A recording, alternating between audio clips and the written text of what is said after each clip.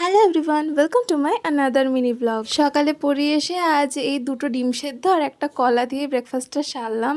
এই ব্রেকফাস্টটাতে প্রোটিন তো আছে, তার সাথে অনেকটা এনার্জি পাওয়া যায়। আর কি ভাবছে এগুলো আমি শুনছি? না না, এনার জন্য চালানো হয়েছে। আর নাচ দেখেছো একবার? Michael জ্যাকসনও fail.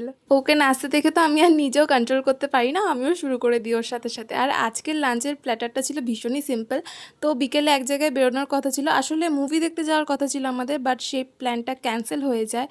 আর ভীষণ গরম পড়েছে আজ, মানে মুখে তো মেকআপের কোনো মানে বংশই আমি করতে পারছি না, আর আমার ইচ্ছেও করছে না। শুধু লিপস্টিক, টোনার, ব্লাশ এইটুকুই। আর প্রথমে তো একটা টপ পরবো ঠিক করেছিলাম ক্রশেটের, বাট ওটা পরে না ভীষণ গরম লাগছিলো, তাই আমি সিম্পল কুর্তিটা পরে বেরিয়ে গেছি।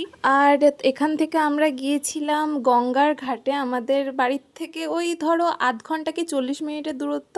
তো এখানে না এরকম ফেরি বেরোচ্ছিলো, ফেরি না কি বলে এটাকে, ফেরি ঘাটই বলে আই থিঙ্ক এটা। আর এখান থেকে তো লঞ্চ ছাড়ছিল, বেশ ভালো লাগছিলো দেখতে সিনটা। আর আমরা একদম ফ্রন্টে বসেছিলাম, কি ভীষণ সুন্দর হাওয়া যে দিচ্ছিলো বলে বোঝাতে পারবো না। তারপর এখান থেকে আমরা কিছু খাবার কিনলাম, সাথে চা খেলাম, আর চাটাও বেশ ভালো ছিল খেতে। আর আমার না এইসব জায়গায় যেতে এত ভালো লাগে, মাঝে মাঝে তো আমি নিজে একাই চলে যাই। ইভেন আমি ফার্স্ট গঙ্গার ঘাট একা একাই গিয়েছিলাম লোককে জিজ্ঞাসা করে করে। সো যাই হোক, বাড়ি আসার পথে নিলাম 2 প্যাকেট বিরিয়ানি আর আইসক্রিমও নিয়ে এসেছিলাম। ব্লগটা ভালো লাগলে আমার চ্যানেলটা সাবস্ক্রাইব করে যেও।